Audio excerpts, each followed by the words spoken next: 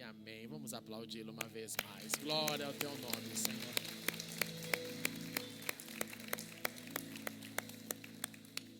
Abra sua Bíblia comigo antes de você se assentar na carta aos Hebreus, capítulo 10, verso 17.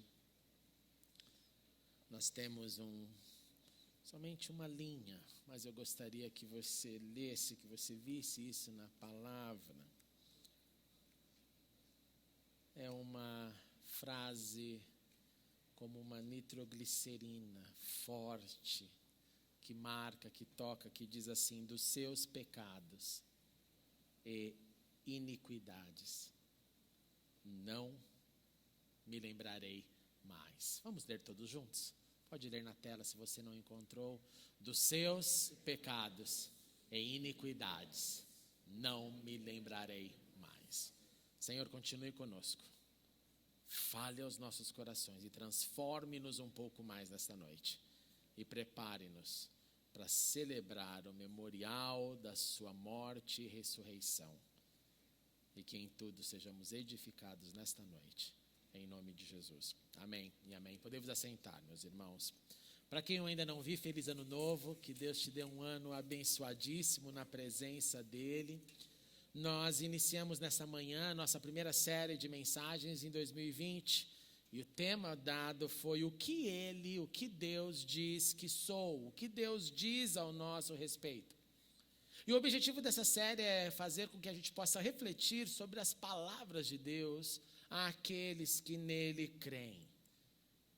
E com isso em mente, nós queremos adicionar então uma consciência maior na nossa caminhada, entendermos que o nosso desenvolvimento, que a nossa maturidade cristã sempre dependerá daquilo que escutamos dele, daquilo que obedecemos, daquilo que praticamos na nossa vida. Então, ouvi-lo mais, entender como ele trata a nossa existência, a nossa vida, nos desafios, nas alegrias, nas provações, nos grandes alvos que temos, é entender sobre aquilo que ele quer que sejamos. Hoje pela manhã nós refletimos sobre os planos de Deus. Se você não pôde estar aqui, assista, já está online, disponível nas redes sociais. Então vale a pena você iniciar esse ano, uma vez que essa série vai tomar todo o nosso mês de janeiro. Mas agora eu te convido a pensar não sobre os planos como já fizemos, mas a pensar nos seus, nos meus, nos nossos fracassos, nos nossos erros, nas ações que não foram bem sucedidas no ano que passou. Eu vou te dar alguns segundos para você compartilhar um fracasso de 2019. Vamos lá, compartilhe com alguém um erro, um fracasso, alguma coisa que você quis fazer e não deu certo. Ou que não aconteceu como você queria. Vamos rapidamente, vamos lá. Traz a mente. Compartilha, é importante esse teu pensamento, essa tua proatividade. Um fracasso, um erro, algo que não foi bem sucedido ou algo que você não conseguiu executar nesse ano.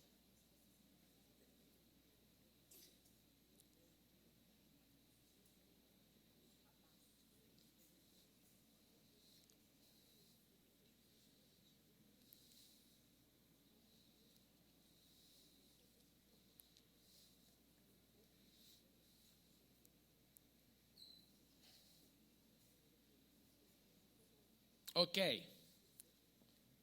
Não é gostoso pensar nisso, né? Gostoso é pensar nas vitórias, gostoso é pensar naquilo que deu certo, gostoso é publicar o que nós conseguimos fazer. Ninguém publica fracasso. Já reparou nisso? Ninguém escreve lá, estou arrasado porque eu pisei na bola, fiz isso. Não, isso não dá ibope, não dá like, não dá nada disso.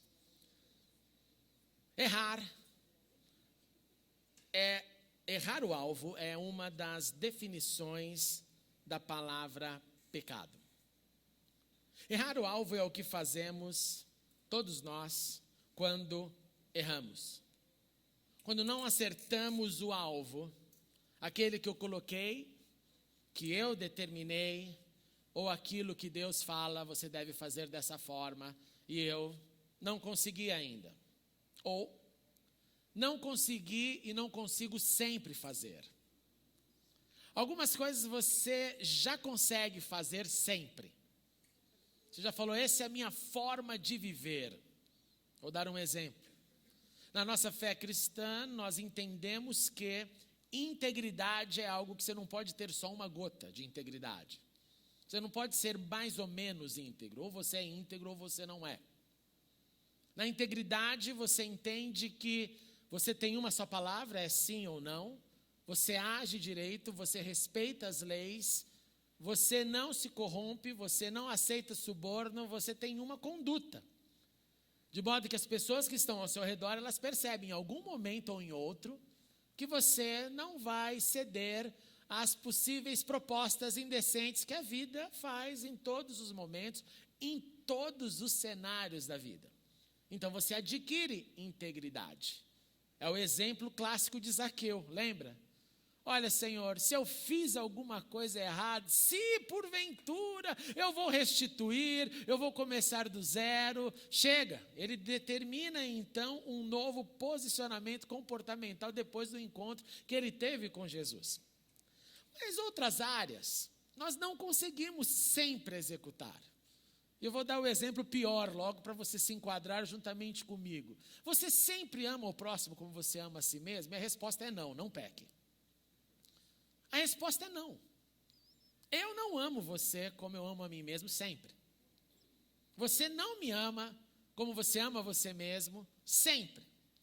Pode ter um dia que você venha, pode ter um momento, pode ter uma estação, pode ter uma longa história, mas em algum momento o nosso amor fraqueja. A nossa raiva levanta. As nossas inquietações acontecem, isso é parte da vida. Então, eu vou tentando acertar o alvo, sabendo que erro o alvo. Eu sei a teoria, mas a prática é mais difícil do que a teoria. Então, eu erro o alvo. Para Israel, errar o alvo, fracassar, foi algo que Deus tentou mostrar desde o início da relação com o povo, ensinando que quando houvesse esse erro de alvo, quando houvesse algo que demandasse perdão, algum rito sacrificial deveria acontecer. Então Deus instituiu para esse povo, olha, quando alguém errar, para haver remissão, perdão, para eu começar de novo, que essa é a atitude, vai ter que haver derramamento de sangue. Vai ter que haver algo que mostre que foi sério o que foi feito.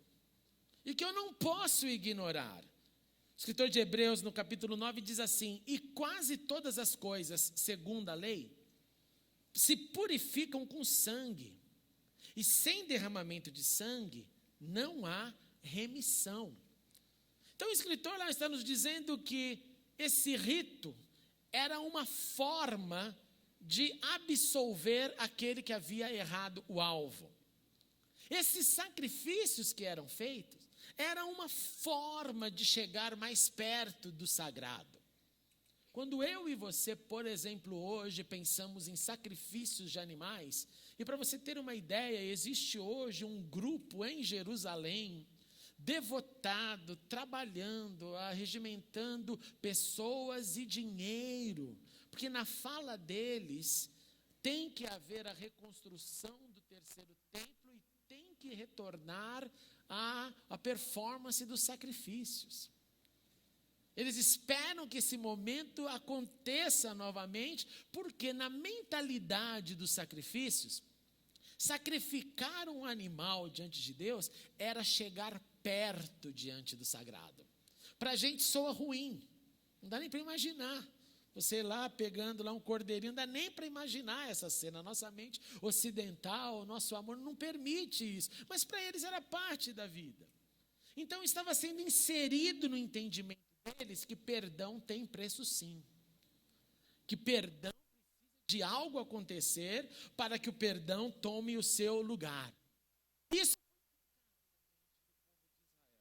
foi tão inculcado ao passar dos anos e chegou um momento que esse inserir na mente de Israel ficou se tornou uma banalidade. Eles começaram a não prestar mais atenção. Esse rito passou a ser deturpado. Deus já não se agradava deles, a Bíblia nos mostra alguns momentos assim. Era uma forma, era um formato didático de aprendizado, mas de repente perde o seu sentido. Mas a missão de inculcar o porquê, derramamento de sangue vinculado com perdão, de que perdão tem preço, de que alguém tem que fazer algo para nós sermos perdoados, foi inculcado no meio do povo de Israel, até que aparece Jesus. E Jesus vem como o único sacrifício. Ele se coloca na cruz, ele se coloca como o último cordeiro, ele se coloca como a última oferenda, se assim posso dizer, para que depois dele, como ele fez lá naquela última Páscoa, o cordeiro definitivo derrama o seu sangue, perdoa os nossos pecados, e é isso que nós vamos lembrar daqui a pouco na ceia. E assim ele nos convoca a viver com o entendimento de que nós somos perdoados, portanto salvos, não porém. Somos perdoados, portanto salvos. Por causa do perdão, eu ganho a salvação. E não só isso, eu sou perdoado e sou salvo, e ele olha para mim, olha para você, e diz o seguinte: dos seus pecados eu não vou mais me lembrar. Então você é um perdoado e um salvo, que não tem ninguém te falando ou te cobrando daquilo que você fez. É gostoso ser cobrado de um erro que você fez? É gostoso você saber que alguém falou para outro: olha, eu perdoei, mas não ando mais com ele. Eu perdoei, mas não quero mais conversa. Eu perdoo, mas sumiu do meu hall de amigos. É terrível quando alguém chega para você e fala assim: olha, você fez isso, aquilo. Não pense que eu esqueci, não. Mas Deus, ao contrário disso, ele não se lembra. Algum dispositivo que só santo tem, o santo dos santos tem, para dizer: eu não me lembro mais dos seus pecados. Você se sentiu envergonhado diante de Deus? Envergonhado, falando: meu, que besteira que eu fiz. Que coisa terrível que eu cometi. E de repente você sente esse peso do seu erro, você vai diante de Deus, daqui a pouco está totalmente pacificado, o perdão dele é derramado, o amor dele se renova, e você sente: realmente Deus me perdoou. A gente fica ainda com uma certa lembrança, mas daqui a pouco essa lembrança vai sumindo e a vida volta ao normal, e você fala: acabou, é página virada, porque ele não se lembra do nosso pecado. Então, quando isso acontece, essa consequência de uma nova vida nos faz entender que temos um novo status. E aqui eu quero que você preste muita atenção. O novo status, então, de quem foi perdoado e salvo é o status de que nós não precisamos de nenhum outro método de perdão e nem de salvação depois de entendermos, crermos e recebermos o sangue de Jesus derramado naquela cruz. Vamos ser mais específicos. Não caia jamais em nenhum movimento de que você precisa agora de cura interior. Você vai ter que fazer agora 10 semanas de descarrego porque Jesus não foi o bastante. Porque a cruz não foi o bastante. Precisa agora orar assim, assim, assado. Precisa fazer isso, precisa falar aquilo. Eu já vivi experiências que eu olho e falo: oh, meu pai, tem misericórdia, que num culto não podia nem cruzar o braço. Você está com o braço cruzado aí? Cuidado, é figa. Olha, Eduardo, está com figa. É figa. Figa. Então, é quase que você está fazendo um quebrante contra a oração. Então, descruza o braço, irmão, descruza o braço. Pode ficar, irmão Elias, pode ficar. Eu lembro quando isso não aconteceu com alguém, não. Eu estava no culto, tá? Então, estou falando algo com propriedade. Eu falei: não acredito nesse negócio. Só me restava levantar e ir embora, porque eu falava assim: não dá. Você reduzir Jesus que deu a sua vida a alguém que está com o braço cruzado é o fim da picada. Mas quando não se tem essa encarnação de que Ele fez tudo, aí eu me abro para essas experiências inventadas. Essas experiências que atraem multidões e multidões de pessoas que não entenderam a preciosidade de Jesus morrendo, sendo o último cordeiro, o último sacrifício. E quando eu entendo nisso, na verdade, eu tenho que entender que esse novo status demanda uma nova vida, um novo comportamento. Eu preciso entender que eu perdoado sim, salvo sim, não preciso de método algum, mas que a minha caminhada de santidade continua em ação, em atividade. Porque dessa forma eu entendo e vou viver aquilo que João escreveu, que todo aquele que nele permanece não está no pecado. Que todo aquele que está no pecado não o viu e nem o conheceu. Então que nele, estando nele, pois ele diz que sou perdoado, eu vivo então nessa condição, eu não vou viver a minha vida pecando e assinando embaixo, pecando e assinando embaixo, pecando e assinando embaixo. Ah, você está dizendo então que não peca? Não, estou dizendo que peca.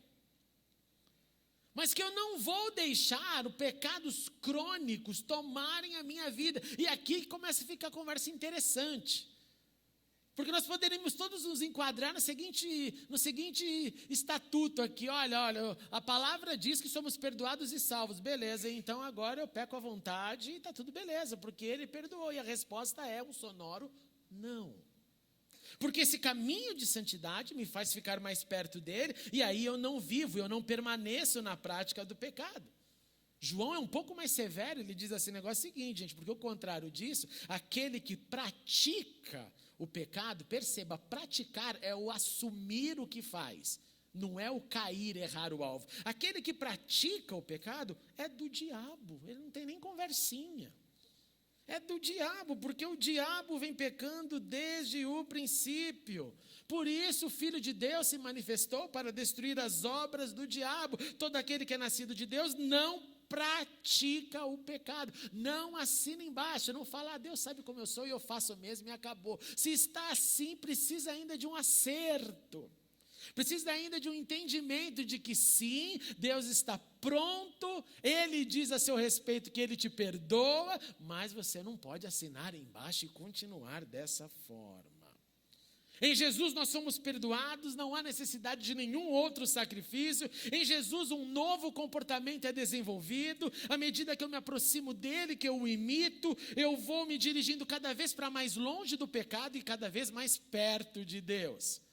Cada vez eu vou ficando com mais essa orgeriza, eu vou falando, não quero esse negócio para mim. E cada vez mais eu vou querendo a presença santa dele. E por mais que essa palavra seja difícil de engolir, a Bíblia vai repeti-la para a gente no Antigo e no Novo. Sede santos, porque eu sou santo. É uma vocação. E assim nós temos então confiança para entrar na presença de Deus. Nós sabemos que o sangue de Jesus nos purificou, que nós temos um intermediador, que me permite de um coração sincero, com plena convicção da fé, sabendo que Ele me perdoou, que Ele não se lembra, sem uma consciência culpada, tendo sido lavado pela sua água viva. Eu e você, nós fomos libertos do pecado, e como Paulo escreve, nós nos tornamos escravos de Deus. A caminho da santidade, porque se não for nesse caminho e eu me enredar pelo pecado, o salário desse pecado é morte, mas o dom gratuito de Deus é vida. Então não confunda perdão e salvação com vida desregrada. Santidade é o caminho para nós. Pelo contrário, se apegue com firmeza à fé. Fale, Senhor, me ajude agora a crescer nesse novo ano, me ajude a não praticar de novo aquilo que já está crônico na minha vida. E esse é o momento sério que você tem que enfrentar. Pois todos nós, geralmente, a prática mais comum é assumir aquilo que não somos. Enquanto Deus está dizendo, não assuma o que você é. Porque é nos dado o poder de Deus para mudar. É nos dado o fogo santo para queimar tudo que desagrada a Deus. E assim eu rumar na fé que eu professo. Eu encorajando você a mim, mas nenhum de nós simplesmente dizendo, vamos continuar a caminhada, porque no final Deus perdoa. Constantemente, irmão, chegam pessoas para mim com vontade de teologizar a graça de Deus, tentando me convencer que, pastor, faz tudo mesmo, porque está tudo perdoado, pelo amor de Deus. E da onde entra então aqui a santidade de Deus, o nosso caminho? Então, beleza, então é como se eu carimbasse meu passaporte para o céu e falasse, beleza, agora eu vou para as cabeças, como diria. Não, eu vou rumo ao meu Senhor, imitando o meu Senhor. E aqui eu quero te encorajar nesse novo ano, a começar então esse momento olhando para os seus erros, assim como eu devo olhar para os meus. Olhe para os mecanismos de tudo aquilo que te faz errar o alvo, pois geralmente começa da mesma forma. Você consegue identificar? Vai pensando, vai entrando nas tuas entranhas. Nos pecados repetidos, são aqueles que começam da mesma forma. O processo é o mesmo. O que explode vai falar assim, olha, isso em marido e mulher é comum. Ele ou ela sabe que eu sou assim, mas ela veio e falou, e ela sabe, ou ele sabe que quando fala eu reajo. Que papo é esse? Ele sabe, ela sabe. Pare de ser assim. Pare de ser assim. Não deixa o mecanismo acontecer. Peça, Espírito de Deus, me mostre quando começar lá a artimanha. E eu digo para vocês isso com todo carinho e tranquilidade. Às vezes, na maioria das vezes, não é nem o capeta, é você mesmo, sou eu. Não é, você vai cedendo por circunstâncias, quando você vê, você já está, foi o mal, que mal nada.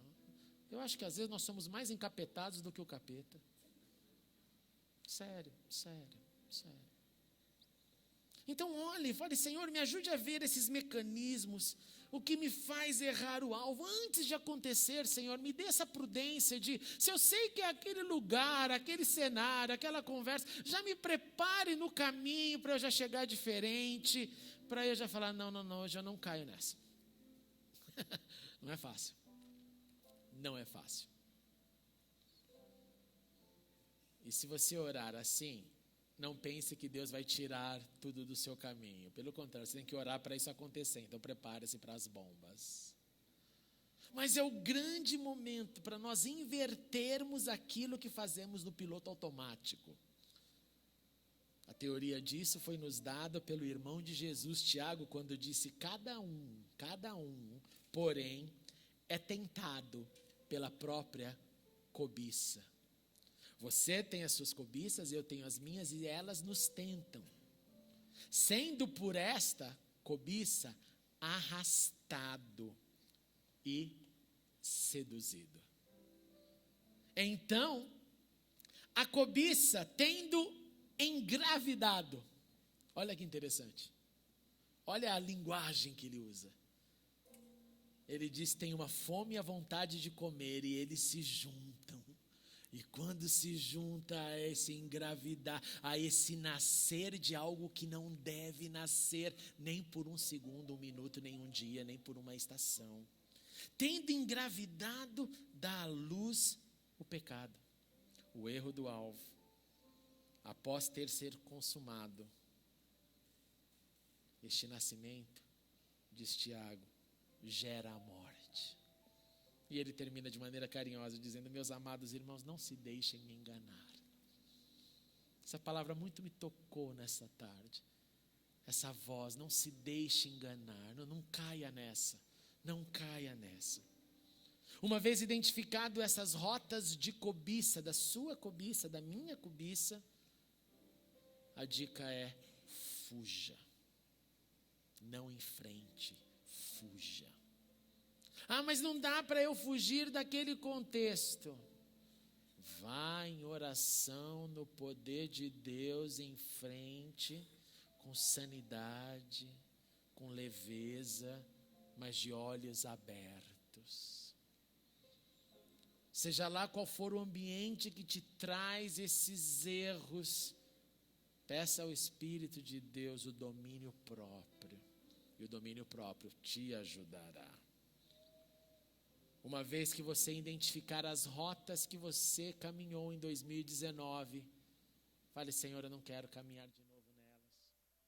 Me ajude a me livrar. É preciso entender que Deus nos perdoa sim, que Deus nos perdoa plenamente, dos nossos pecados Ele não se lembram mais, mas que as consequências dos nossos erros podem estar presentes e permanecerem presentes em nossa vida. E se isso acontecer, não tenha vergonha de dizer: Senhor, dê-me então da tua graça que me basta. E Ele vai te dar. E Ele vai te dar forças, Ele não vai ficar te apertando, que você precisa aprender. Não. Ele vai te dar forças para encarar, mesmo as consequências do pecado. Ele vai te ajudar a encontrar o melhor caminho, a melhor direção, a melhor forma. E aí você vai sentir uma vez mais o amor dele por você. Ele não te larga. Quando um pai e uma mãe vê um filho errar, ele se corrói por dentro, ele fica triste. Imagine Deus olhando para você e falando: eu não quero que você vá por aí. Mas se você foi, veio e voltou para ele com consequências, ele vai te abraçar e dizer: deixa eu te levar, deixa eu te levar, deixa eu te conduzir, porque ele nos ama, como nós cantamos. Sigamos o conselho de Jesus, aquela mulher acusada de adultério que foi levada até o Senhor, onde pessoas queriam apedrejá-la, e Jesus simplesmente responde: está tudo bem, se ninguém tem pecado, atire a primeira pedra, e aí nós daremos continuidade. Ninguém teve coragem de apedrejá-la. Então Jesus pergunta à mulher: onde estão os seus acusadores? Ela: não tem ninguém não, Senhor. E o Senhor simplesmente olha para ela e diz: então vá, porque eu também não te condeno. Eu também não te condeno, agora vá, mais, preste atenção, abandone a sua vida de pecado. Ele não coloca na roda o que aconteceu. Ele fala somente em código entre ele e ela. Abandone aquilo que precisa ser abandonado, mude de vida.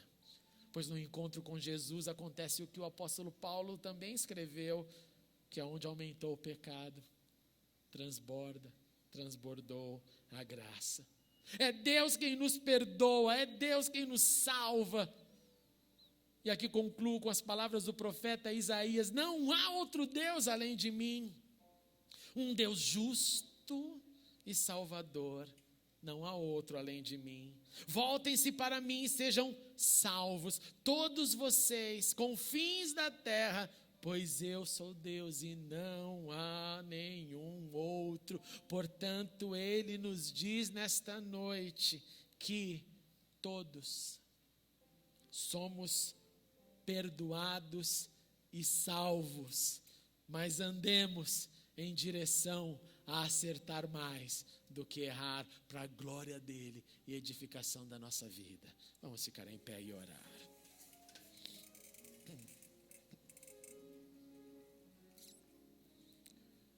Eu quero te incentivar nesse momento a olhar para dentro do seu coração,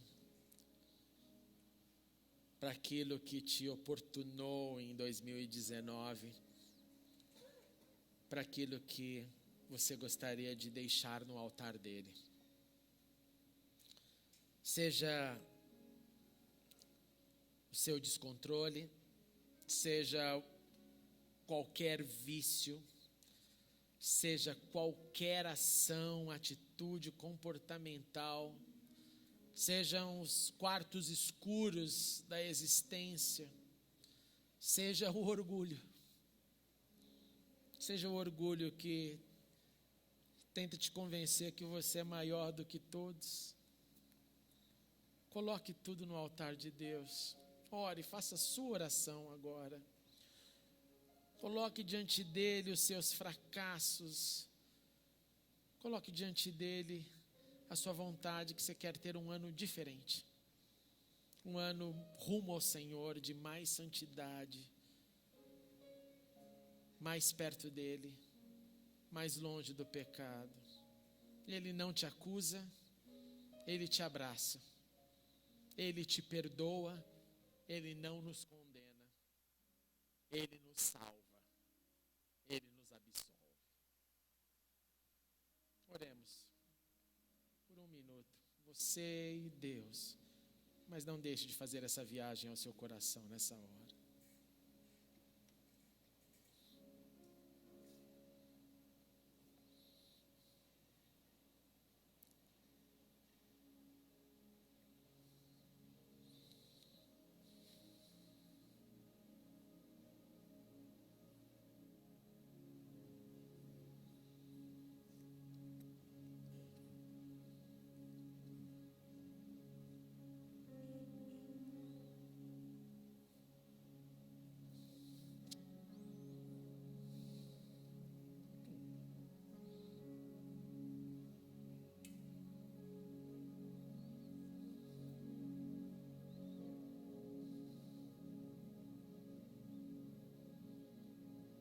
Senhor Deus, neste primeiro culto do ano,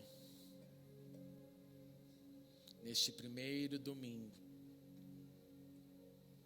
nesta noite em que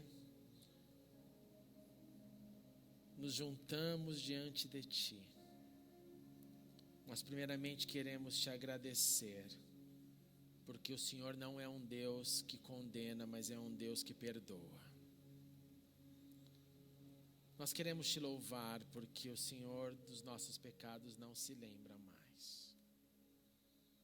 Nós queremos Te agradecer pela salvação recebida,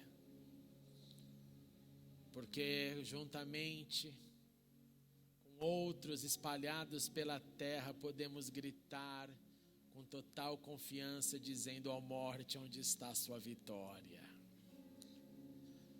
Porque sabemos da eternidade que recebemos em Cristo Jesus. Oh Senhor, isso é maravilhoso. Mas nós queremos Te pedir, ajude-nos, Senhor, a identificar os mecanismos do erro, dos vícios, daquilo que não Te agrada, dos nossos erros crônicos, das repetições daquilo que o Senhor não tem agrado algum. Ajude-nos, Senhor, a nos livrar. Em nome de Jesus, que seja um ano mais distante do pecado, mais perto de Deus. Que seja um ano para celebrarmos a salvação, celebrarmos a santidade, celebrarmos as características de Cristo se desenvolvendo em nós, e não características humanas que separam, características que, como disse, Senhor, produzem orgulho, sementes de veneno que faz tanto mal em nós. Mas mantenha-nos, Senhor, com o coração quebrantado diante de Ti. É lindo perceber que o Senhor sim nos diz que somos perdoados, que somos salvos. Nós queremos, Senhor, desenvolver a nossa salvação, crescer em nossa santificação e andar, Senhor, cada vez mais Te agradando pela nossa obediência. Ajuda-nos, Senhor, mesmo aqueles que sentem a dificuldade de abandonar em qualquer área de sua vida algo que funcione hoje como uma prisão, ou como uma tristeza, ou como uma atitude do descontrole. Ô Senhor, começa hoje um processo de transformação. Ajude-nos a entender que há poder no Seu nome, poder em ação vivo, que pode e que deseja nos transformar para que sejamos mais parecidos com Cristo e menos parecido com o nosso erro e com o nosso pecado. Ajuda-nos, Senhor, e que sejamos uma comunidade da fé, onde um encoraja o outro, onde ninguém acuse ninguém, mas que possamos, Deus, pelo Teu poder e amor, encorajar um ao outro, rumo à santidade que o Senhor tem para nós. Faz isso, Senhor, e à medida que nesta noite lembraremos do Teu sacrifício, de Cristo que morreu de braços abertos, se há qualquer pessoa aqui nesta noite se sentindo sujo pelo pecado, oh Deus, demonstre o Seu amor, abrace, Senhor, a cada vida, pois bendito és o Teu nome, o Deus que não se lembra dos nossos pecados. A Ele todo louvor, honra e glória para sempre. Amém e amém. Glória a Ti, Jesus. Glória ao Teu nome, Senhor. Glória ao Teu nome. Abraçar desejando um ao outro santidade, desejando um ao outro que Ele não se lembra mais dos seus pecados, enquanto os nossos irmãos que vão nos ajudar com a ceia virão aqui à frente.